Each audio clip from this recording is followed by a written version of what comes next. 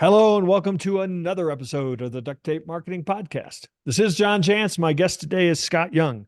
He's a Wall Street Journal bestselling author of the book Ultra Learning, and he's got a new book out called Get Better at Anything: 12 Maxims for Mastery. His work has been featured in the New York Times, Pocket, and Business Insider, on the BBC, and at TEDx, among others. He doesn't promise to have all the answers, just a place to start, and he lives in rainy, sunny. I'm Vancouver, not sure which it Canada. is. Yeah. Rainy, sunny Vancouver, Yeah. Canada is what I was going to say there. So welcome back, Scott. Oh, thanks so much for having me back. So get better at anything. Pretty bold promise. You and I were talking before I hit record, and you let me know you have two young children. So Yes. talk about a new thing to get better at. Yeah. It's definitely a crash course when you have your first one, and then the second one realizes that actually each kid is unique, so you have to do it again over with Yeah, a new one. Yeah. absolutely. So, 12 maxims. So there Mhm. obviously are 12 ideas in here, but you've kind of broken them up into, I don't know, types of learning. So you want to start Yeah. there?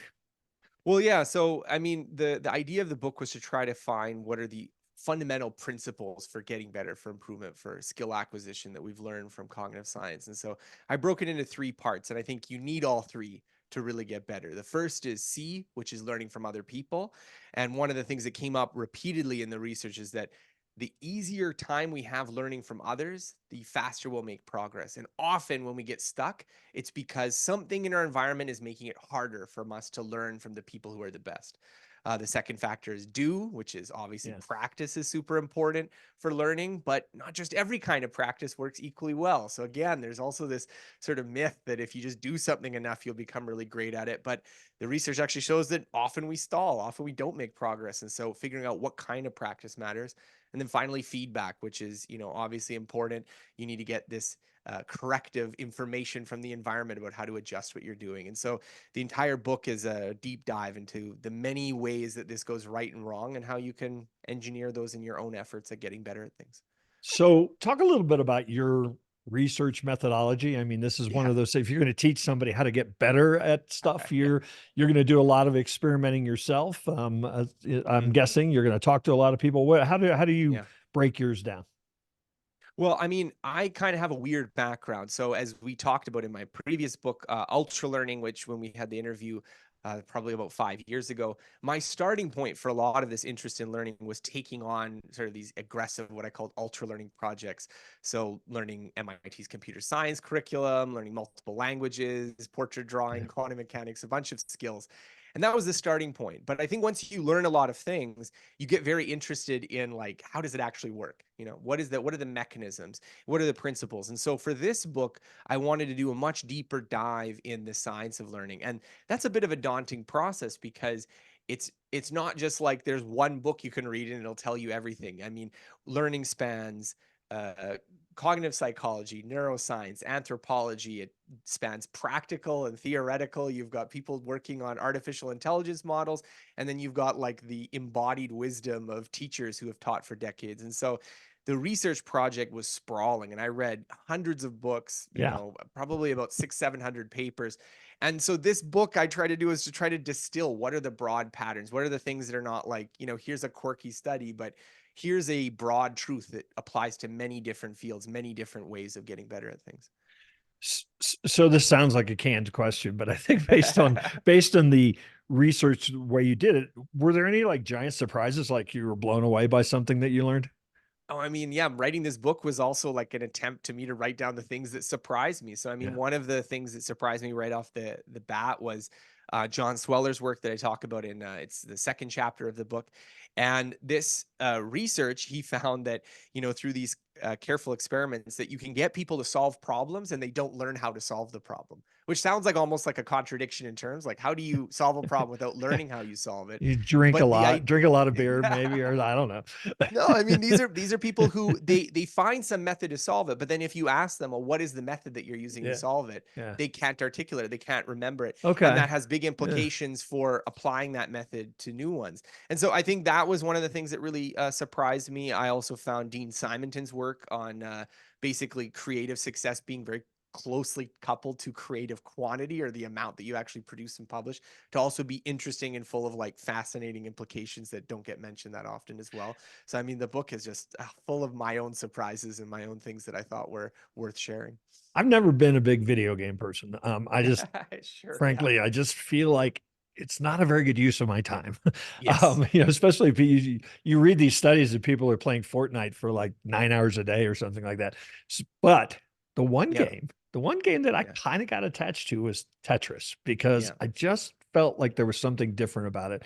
You talk a lot about Tetris. So, what do we have to learn Yeah. from Tetris? I mean, Tetris, like this was always a risky gamble putting it in a book, because there's people like yourself, like, I don't play video games, and then you open with a story about video games, and it's like, am I going to lose some people here? But I think it was a story that when I first heard it, I heard this from John Green. He was the YouTuber. He was started talking about this, and that's what triggered me to do all this research about Tetris that I wouldn't have otherwise done. And the thing that was fascinating about it is that it's in kind of a microcosm, everything we need to really know about how learning and improvement works. And it's the fact that it's in a domain that most people don't even think about, I think Yeah. makes it all the more rewarding. So the basic idea is that Tetris comes out in the early 90s. It's a phenomenal hit. People are obsessed with it. They're hallucinating falling blocks, and it's like a cultural obsession. But if you look at the world record performance, the best people at Tetris, these are the people who are truly obsessed. They're playing it nonstop. They're actually not that good at it. And the reason we know they're not that good at it is that now there's like 12 and 13-year-old kids that are like unfathomably better at the game. Like, it's difficult to put into words how much better they are at the game than they were, 2 decades, 3 decades ago. So what's the difference? Why are we suddenly much better at playing Tetris than we used to be? And the answer, it turns out, has a lot to do with how learning works. The environment that people play these video games has transformed radically with the invention of the internet. The way you used to play video games when Mm, you were, in the early 1990s is like maybe your brother, your brother's friend, he knows a trick or a strategy and you hear from him, or maybe you read something in a yeah. magazine. Yeah. And now it's online. Now you Yeah. can watch people Yeah. play the video game. You can see how their hands move. You can learn the techniques that are at the best frontier of play much more easily. And this has huge implications for learning workplace skills, learning hobbies, learning all sorts of things that maybe matter more to you than Tetris, which is, how do you get access to sort of the best practices, the best techniques, which are often hidden and really do make a big difference in not just your individual performance, but how as a field you're moving forward and innovating. Yeah, that makes a ton of sense. I see entire YouTube channels dedicated to just people talking about how they play the game. Yeah. So yeah, it's crazy. One chapter two really got my attention because I've been a long believer in this idea that creativity begins with copying, and I Hmm. think a lot of people have this idea that I'm not creative Yeah. or I'm not a creator Yeah. even, but really almost in every field, certainly all of my work has been informed by math or architecture or something Yeah. else I read that I was like, oh, I know how I can apply that to what I'm trying to do. So talk a little bit about that idea that copying is actually part of the creative process. I mean, this was a chapter that I'd been wanting to write for years, even before Ultra Learning had come out. Because when I got a chance to spend some longer time in China, one of the things that I found fascinating is how the culture differed from the West. In West, we tend to make creativity and originality as being these polar opposites. That either you're a plagiarist or you're an original, and we all want to be originals. We don't want to be, people who copy things. And the thing that I really appreciated from the Chinese context is the appreciation of precedent, the appreciation of like learning from the masters and the examples that come before. And as I dig in and I dig into the research here, that like this is how we used to teach a lot of things that we now expect people to just be creative and inspiring off the bat. That the artistic training, especially like I cover the sort of apprenticeship period during the Renaissance, but also in the academy system that came after it, there really was a fairly structured approach to like starting with simple examples, copying from masterworks, basically learning the patterns for how to do something successfully, building up this technique so that when you do want to express an idea, when you do want to do something creative, you have all these tools at your disposal. And I think that, whether it's artistic instruction, whether it's math instruction, whether it's any kind of field like this, this sort of idea that creativity is built off of copying, of understanding examples, of understanding precedent, is something that I hate to say is kind of unappreciated Yeah. in our current culture, which focuses on genius that comes out of nowhere.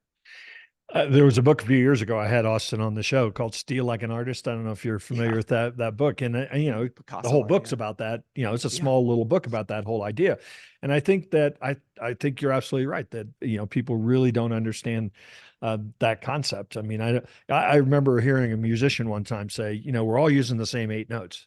You know, yeah. like nobody's making up new notes. It's really just we're all borrowing from that kind of reservoir of stuff, and we're just having new ideas about it. Yeah, I mean, there was a quote from one of the jazz musicians that I covered in a later chapter where we're talking about variable practice, and he says, I didn't know how could people like do these jazz improvisations, just like pull something out of thin Yeah, air. And he's like, I had no idea like the amount of study and knowledge of like knowing what had been played before and understanding what had yeah, been played before. So, people like Quentin Tarantino, for instance, are very kind of like do this very nakedly where they're like doing pastiche and doing kind of, things that call back to things you like. But pretty much any great artist, that's what they're doing. They're kind of like, I like these three things and I'm going to do them. And it's just because they have all this knowledge, they have this ability to do it. I mean, it's so important and it's something that I think is not stressed yeah, enough. yeah. So this isn't really a question. I just want to hear you talk about cognitive load theory. Yeah. Yeah, cognitive load theory. Well, I mean, it sounds really complicated, but Right. the idea is very central, very central to learning. And it's again one of those things that I think if you understand it, it makes sense of a lot of stuff. But the basic idea is that the way our brain works is we have this central bottleneck called working memory. And working memory is kind of think of it as like your consciousness, like what things you can hold in mind right now at this moment. Not things you're remembering, not things you've written down, things that are like in your head at that moment.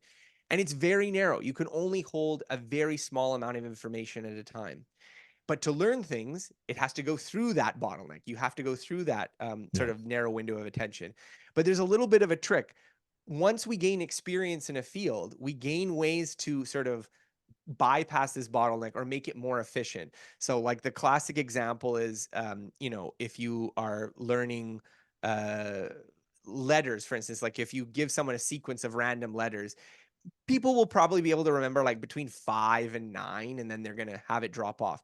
But if you reorganize those letters into acronyms that people understand, like I think in Mhm. the book I use like NHL, FBI, MBA, or something like that, then those 9 letters, all of a sudden you can remember it because you're within that bottleneck.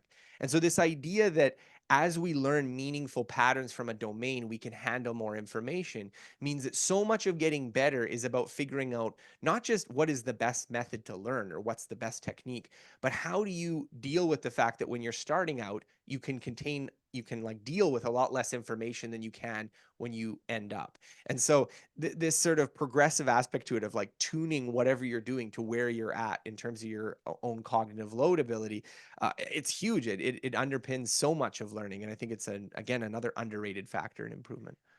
So tell me where teaching fits into this. Mhm. Um, Again, you read a book, you maybe try some things, then you turn around and try to teach somebody else how to do Yeah. it. Where does that fit into the continuum of getting better? I mean, I think teaching is often very helpful, especially for like when you realize when you're teaching something, you realize that you often don't understand something very well, or you Yeah, can't articulate that understanding. right. That's another, I have a whole chapter talking about how, like, as you gain experience in something, part of the way we avoid this working memory bottleneck is that components of the skill, like mental steps, get automated. They become something that we do unconsciously. So we just skip over things and we just get the right answer. And that can make it very hard when you have to communicate to someone because it's like, well, you went from step 1 to step 9. What's 2 through 7 or 2 through 8? Yeah, I don't get it. yeah. And it can be hard for you to articulate that. And so this tacit knowledge is often a barrier when you're teaching something for the first time. You realize, oh, wait, how do I break this down? How do I explain it to someone? But then I think as well, teaching something is also a chance to, um, it's a chance to refine. It's a chance to kind of make explicit again some of these ideas. When you're teaching something, you're often looking for simplifications. You're looking for ways that you can explain an idea in a way that maybe is not the difficult way that you learned it, but an easier way to make sense of it. And so I don't know. I think teaching is a very important part of getting a real conceptual understanding or a real explanatory framework for an idea. Yeah, it's so funny as you were describing that. My wife asked me how to do, she's not a computer person. She asked me how Yeah. to do stuff all the time. And I'm like, well, I don't know. I just do it. It's like, oh, Yeah. okay, yeah, I guess I do that and then that, but you're so right about that. Oh yeah. So, all right. There's a lot of amazing ideas in this book and concepts in this book. How does somebody take the entire book and make it very practical Yeah. in terms of getting better at something? I mean, is there a framework, for like take it step one, step two, or is it really Yeah. more a matter of you've got to plug in where you are? Well, I mean, in the last chapter, I give some sort of practical advice for applying it. But in each chapter, at the end, I kind of end with like, here's some ways you can Yeah. apply these ideas. And the way I like to think about it is that if you were to like fix a car, for instance, let's say you have a car that's broken down on the side of the road, having a mental model of how a car works is going to be really helpful. You're going to be able Yeah. to say, oh, okay, the problem here is we have a flat tire, or the problem here is that, we're out of oil, or the problem here is, there's something rattling around in here. I got to fix something that's loose. And so, in a similar way, I think the main value of a book like this is having that mental model of learning so that you can kind of self diagnose in some senses. What is the problem I'm coming out here? Is the problem that I don't understand what the best practice is? Is Yeah. it like a problem of seeing? And do I need to join those groups, find those mentors, find those teachers, find that community to get to that best practice so I'm not figuring it out on my own? Is the problem practice? Is the problem that like I am wasting a lot of effort doing things that are not moving my skill forward? Is the problem feedback that I'm not getting enough information about what I'm doing right and wrong? And so if you have these sort of mental models from the book, if you have these like Yeah. ideas, you can kind of steer toward designing techniques that will suit your situation. Because I do think learning is despite the fact that we just do it instinctively, there's a lot of complicated stuff going on. And so figuring out what it is you're doing wrong or figuring out what you're doing right when it's working well is the first step to making progress and to getting yourself unstuck. I remember when back in the day when you'd buy a piece of software off the shelf and it would come with a 400-page manual. And I remember literally like I use this example all the time where you could read the whole book and not Yeah. know how to do anything really. But Yeah. then you'd go in and start trying to make it do what you wanted it to Hmm. do and get stuck. And then you could go back and reference the book, Yeah. or you could Yeah. go watch a YouTube video on how to do it. And I think a little bit, so in some ways what you're saying is there's almost a combination of all of those kinds of things, isn't there? Yeah. Well, I'm hoping that the kind of person who reads this book is going to be someone who says, you know what, I want to be a better marketer. I want to be a Yeah. better public speaker. I want to be a better painter, Yeah. programmer, skier, or something like that. They're going to read the book and they're going to notice things about what they're doing. They're going to notice kind of Yeah. like, oh, my problem seems to be here. And then they can find techniques that are tailored to that. And so the book does cover a lot of different ideas, but I think that's just also because there are so many different kinds of troubleshooting steps you could get into. It would be nice if things just like, okay, there's one thing you have to do and that'll Right. work all the Right. time. But it is a little bit more like a car breaking down and you have to be like, okay, what do I need to fix? And so I Yeah. think Yeah. that's the why I tried to write the book and tried to cover the ground that I covered to give people the best possible chance of fixing it. Well, that's also great advice. I mean, read the book in the context of what you're trying to get better at, Yeah. right? Yeah, of Yeah. course. I Yeah. mean, it's Yeah. always easier when you approach a book like this with some particular concrete Yeah. goal in Yeah. mind. Yeah.